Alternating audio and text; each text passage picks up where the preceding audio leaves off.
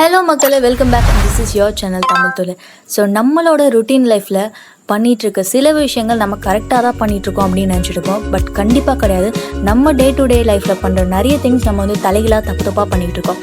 So இந்த மாதிரி top 10 mistakes in our daily life, அதாவது தினமும் செய்யும் 10 தவறுகள் பற்றி பார்க்க போகிறோம். அதுக்கு முன்னாடி இப்போ தான் எங்களோட சேனலை ஃபர்ஸ்ட் டைம் பார்க்குறீங்க அப்படின்னா மறக்காமல் எங்களோட சேனலை சப்ஸ்கிரைப் பண்ணி அப்படியே கீழே இருக்க பெல் ஐக்கனை ப்ரெஸ் பண்ணி ஆல் அப்படின்ற ஆப்ஷனை செலக்ட் பண்ணி வச்சுக்கோங்க. அப்போ தான் நாங்கள் போகிற இன்ட்ரெஸ்டிங்கான வீடியோலாம் ஒன்றே உங்களை ரீச் ஆகும்.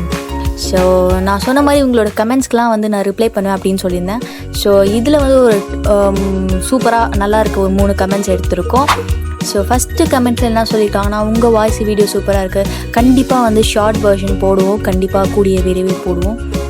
என்ன சோகமாக பேசுகிறீங்க? அது ஒன்றும் இல்லை, எனக்கு லைட்டாக கொரோனா பயம் வந்துச்சு, மற்றபடி ஒன்றும் இல்லை. நெக்ஸ்ட் டைம் வந்து செம்மையாக அப்படி சூப்பராக பேசிக்கலாம். கண்டிப்பாக நான் வந்து ட்ரை பண்ணுறேன் ஃபுல்லாக தமிழ்லே பேசுகிறதுக்கு. First mistake, bathing. எல்லோரும் குளிக்கும்போது தண்ணி எடுத்து மடமடன்னு தலையில் ஊற்றுப்பாங்க. பட் அது ரொம்ப தப்பு. பிகாஸ் நம்ம பாடியில் இருக்க ஹீட்டை வந்து இது கிளப்பி விட்டுரும். அப்புறம் ஹீட்டால் வரக்கூடிய சில பல பிரச்சனைகள்லாம் நம்ம சந்திக்க நேரிடும். ஸோ எப்படி குளிக்கணும் அப்படின்னு நீங்கள் கேட்குறீங்க, கரெக்டு.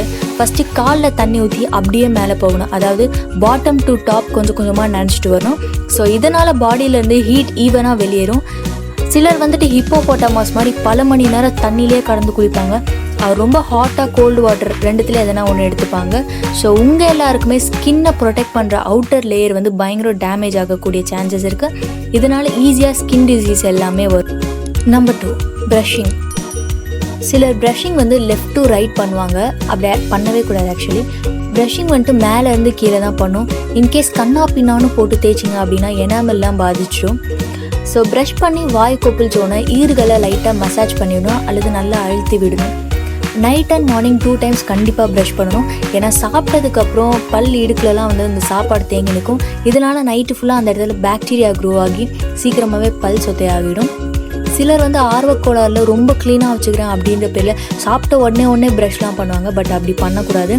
மெயினாக ஆஸ்டிக் ஃபுட் எடுக்கும்போது லைக் ஃப்ரூட் ஜூஸு, கூல்ட்ரிங்க்ஸ்லாம் எடுக்கும்போது உடனே ப்ரஷ் பண்ணக்கூடாது.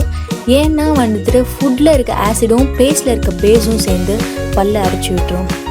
ஸோ இன்னும் சிலர் வந்து ஒரு ப்ரஷ்ஷையே பல யுகமாக யூஸ் பண்ணுவாங்க.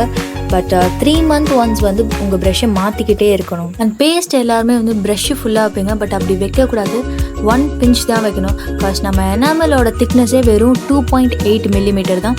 ஸோ இப்படி நிறையா வச்சு வந்து ப்ரஷ் பண்ணால் சீக்கிரம் வந்து பல் கூச்சி வந்துடும். Number 3, X on fridge. So முட்டையில் வந்து நிறைய வைட்டமின் டி, இ, ஜிங்கு, கால்சியம்னு நிறைய சத்துக்கள்லாம் இருக்குன்னு ஃப்ரிட்ஜில் வாங்கி ஸ்டாக் வச்சுட்டு அடிக்கடி எடுத்து சமைச்சிப்போம். அதுவும் வாங்கின முட்டையை வந்து கழுவி வேற வைப்போம் சிலர். பட் அப்படி கழுவக்கூடாது. பிகாஸ் முட்டை மேலே இருக்க தின் கியூட்டிக்கல் லேயர் வாஷ் ஆகிடும் நம்ம தண்ணி போட்டு வாஷ் பண்ணும்போது. ஸோ இதனால் ஈஸியாக பாக்டீரியாலாம் உள்ளே போயிடும்.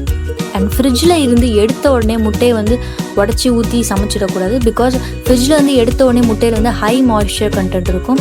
ஸோ ஒரு 1/2 hour கழித்து அது நல்லா ஆறுனதுக்கப்புறம் தான் சாப்பிடணும். அண்ட் ரொம்ப நாள் ஃப்ரிட்ஜில் ஸ்டோர் பண்ணி வச்சு சாப்பிட்றதும் வந்து உடம்புக்கு நல்லது இல்லை. Number 4, right way of using toilet. So இந்த டாபிக் பேசும்போது கேட்கும்போது கொஞ்சம் ஒரு மாதிரி ஃபன்னியாக பேடாக இருக்கலாம். பட் இது எல்லாமே வந்து கண்டிப்பாக தெரிஞ்சுக்கக்கூடிய ஒரு பேசிக் டாபிக். ஸோ நம்ம இப்போது வெஸ்டர்ன் கல்ச்சருக்கு நிறைய மாறிட்டே வரும். வீட்டில் இருக்க டாய்லெட்ஸ் கூட வெஸ்டர்ன் தான் யூஸ் பண்ணுறோம். ஸோ இந்த டாய்லெட்ஸில் நம்ம இப்படி 90 degree பொசிஷனில் தான் உட்காரும். ஸோ இப்படி உட்காரும்போது வேஸ்ட்லாம் வரக்கூடிய ரெக்டம் வந்து பியூபோ ரெக்டாலிஸ் மசில் வந்து தடுத்துரும். ஐ மீன் லைட்டாக அப்படி ஒரு பெண்ட் வந்துடும் இந்த மாதிரி. ஸோ இதனால் எல்லா வேஸ்ட்டும் வெளியே வராமல் போயிடும். அண்ட் காலன் டிசீஸ்லாம் வரதுக்கான சான்சஸும் அதிகமாக இருக்குது. ஸோ வெஸ்டர்ன் டாய்லெட்ஸில் உட்காரும்போது ஒரு குட்டி ஸ்டூல் மேலே கால் வச்சு உட்காந்து யூஸ் பண்ணுறது நல்லது. இப்படி உட்காந்தா ரெக்டம் வந்து பிளாக் ஆகாது. ஸோ மற்றதெல்லாம் கம்பேர் பண்ணும்போது நம்ம இந்தியன் டாய்லெட்ஸ் தான் பெஸ்ட்டு அப்படின்னு வந்து ரிசர்ச்லாம் சொல்லுது. ஸோ ரெக்டமும் பெண்ட் ஆகாமல் இருக்கும். அண்ட் பிளட் சர்க்குலேஷன்லாம் நல்லா போகும். இதெல்லாம் பல 1000 வருஷம் முன்னாடி நம்ம தமிழர்கள் கண்டுபிடிச்சிட்டாங்க. பழங்காலத்து மாளிகை, ராஜாவோட கோட்டைகள்லாம் போய் பார்த்தீங்கன்னா அதில் இந்த மாதிரி வந்து இந்தியன் டாய்லெட்ஸ்லாம் வந்து வடிவமைச்சிருப்பாங்க. Number 5, way of drinking water. So 4 பேர் தப்பாக நினைப்பாங்க அப்படின்னு சொல்லிட்டு சிலர் வந்து வாய் வச்சு குடிக்காமல் அண்ணாக்க குடிப்போம் மடக்குன்னு. பட் அப்படி குடிக்கக்கூடாது. வாய் வச்சு சிப் பை சிப்பாக தான் குடிக்கணும். ஸோ இதுதான் வந்து த்ரோட் அண்ட் ஹார்ட்டுக்கு ரொம்ப நல்லது அப்படின்னு சொல்கிறாங்க. சிலர் சாப்பிடும்போது நிறைய தண்ணி குடிப்பாங்க. பட் அப்படி குடிக்கக்கூடாது. சாப்பிட்றதுக்கு 1/2 hour before and 1/2 hour after தான் தண்ணி குடிக்கணும். இன்பிட்வீன் சாப்பிடும்போது காரமாக இருந்துச்சு, ஏதாச்சும் அடைச்சிக்கிச்சு அப்படின்னா லைட்டாக ஒரு சிப் குடிக்கலாம். ஸோ தண்ணி குடிக்கும்போது நின்றுட்டே குடிக்கக்கூடாது, உட்காந்து தான் குடிக்கணும். அப்போ தான் குடலில் இருக்க எல்லா பகுதியிலையும் தண்ணி ஈவனாக ஸ்ப்ரெட் ஆகும். Number 6, keep crying. ஸோ நம்ம ரொம்ப சோகமாக இருந்தாலோ சந்தோஷமாக இருந்தாலோ கண்ணிலேருந்து தண்ணி தாரையாக கொட்டிடும். இதை பேர் தான் லாக்ரிமேஷன் அப்படின்னு சொல்லுவாங்க. ஸோ நம்ம கண்ணில் இருந்து பேசல், ரிஃப்ளெக்ஸ், சைக்கிக்னு 3 டைப்ஸ் ஆஃப் வாட்டர் வரும். ஸோ ஆனியன்லாம் வெட்டும்போது வர கண்ணீர் ரிஃப்ளெக்ஸ் கண்ணீர் அப்படின்னு சொல்லுவாங்க. அடிப்பட்டு அழுகும்போது வர கண்ணீர் பேசல் அப்படின்னும், ரொம்ப கஷ்டமாக இருக்கும்போது, கோவமாக இருக்கும்போது, பயங்கர சந்தோஷமாக இருக்கும்போது எமோஷன்ஸால் வர கண்ணீரை சைக்கிக் அப்படின்னு சொல்லுவாங்க. ஸோ இந்த மாதிரி நம்ம எமோஷன்ஸால் வர கண்ணீர் விட்டு அழுதுட்டு இருக்கும்போது எல்லாரும் பக்கத்தில் இருக்கவங்க என்ன சொல்லுவாங்க, அழாதம்மா சரியாயிடும். பட் இந்த மாதிரி கண்ணீர்லாம் வந்துச்சுன்னா கட்டுப்படுத்தாமல் அப்படியே அழுது விட்டுறணும். ஸோ இந்த கண்ணீர் வரும்போது லூசின் என்கெஃபாலின் அப்படின்ற ஒரு பொருள் வெளிவரும். இது ஒரு ஸ்ட்ரெஸ் பஸ்டராக இருக்கும். ஸோ நான் இப்படி அழுக வரும்போது கண்ட்ரோல் பண்ணால் ஹார்ட் பீட் ஃபாஸ்ட் ஆகி ப்ரெஷர் அதிகமாகும். ஸோ அழுகணும்னு தோணுச்சுன்னா ஒரு ரூமை லாக் பண்ணிட்டு கம்முக்கமாக அழுதுட்டு வந்துடுங்க. 7, டோன்ட் ஹோல்ட் கேஸ். ஸோ நம்ம உடம்புல இருக்க கேஸ்லாம் ஒன்று வாய் வழியாக ஏப்பம் வழியாக வெளில வரும், ஆரல்ஸ் பின் வழியாக வரும். ஸோ நம்ம பின் வழியாக வர கேஸை மற்றவங்க இருக்காங்க அப்படின்னு கூச்சப்பட்டுட்டு வெளியேற்றாமல் விட்டுருவோம். பட் அப்படி இருந்தால் நம்ம வயிறும் உப்பி, குடல்லாம் உப்பி, கொஞ்ச நாளில் நிறைய டிசீஸ்லாம் வரும். இதனால் கொஞ்ச நாள் நம்ம ஃபேட் ஆகிடுவோம் அப்படின்னு சொல்கிறாங்க. நியூ மெடிக்கல் சென்டரை சேர்ந்த லீசா காஜுன்றவங்க பின்னாடி வர கேஸை அடக்கிறதுனால வர பின் விளைவுகள் பற்றி ரீசர்ச் பண்ணதில் நிறைய ஆச்சரியமான சைடு எஃபெக்ட்ஸ்லாம் கண்டுபிடிச்சி சொல்லியிருக்காங்க. ஸோ இந்த மாதிரி சிச்சுவேஷனில் தனியாக போயிட்டு அமைதியாக ரிலீஸ் பண்ணிட்டு வந்துடுங்க. Number 8, sleeping position. தூங்கி எழுந்தோன்னா நிறைய பேருக்கு பாடி பெயின் அண்ட் அங்கங்கே மசில் கிராம்ஸ்லாம் இருக்கும். அதாவது சதெல்லாம் அங்கங்கே பிடிச்சிக்கும், ஈஸியாக நீட்ட முடியாது, வலிக்கும். ஸோ இதெல்லாம் எதனால் அப்படின்னா நைட்டு சரியான பொசிஷனில் தூங்காதனால வரும். ஸோ இந்த மாதிரி பிக்கில் காட்டுற மாதிரி முதுகுக்கும் காலுக்கும் நடுவில் தலைகாணி வச்சுட்டு தூங்குனீங்கன்னா பேக் பெயின் ப்ராப்ளமே வராது. அதே மாதிரி நீங்கள் தூங்க போகிறதுக்கு 1 hour முன்னாடி சாப்பிட்ருங்க. தூங்குறதுக்கு முன்னாடி சாப்பிட்டா டைஜஷன் ப்ராப்ளம் வரும் அண்ட் நைட் இதனால் உங்கள் தூக்கம் கெடும். அண்ட் எந்திரிச்ச உடனே லைட்டாக கை கால்லாம் அசைச்சி விட்டு வார்ம் அப்ஸ் பண்ணிட்டு அதுக்கப்புறம் உங்கள் டே டு டே ஒர்க்கை ஸ்டார்ட் பண்ணுங்கள். Number 9, food taking method. சில சாப்பிட்றதுக்கு முன்னாடி கை கழுவாமல் அப்படியே சாப்பாட்டில் கை வச்சு சாப்பிட்றாங்க. அப்படி பண்ணவே கூடாது. சாப்பிட்றதுக்கு முன்னாடி நல்லா கை கழுவிட்டு தான் சாப்பிட்ணும். அப்படி பண்ணால் கையில் இருக்க பாக்டீரியாலாம் வயிறுக்குள்ளே போய் பல சிக்கல் உருவாக்கும். ஸோ சாப்பிடும்போது அறக்க பறக்க சிலர் சாப்பிடுவாங்க. பட் அப்படி சாப்பிடவே கூடாது. மெதுவாக நல்லா மென்று தான் சாப்பிட்ணும்.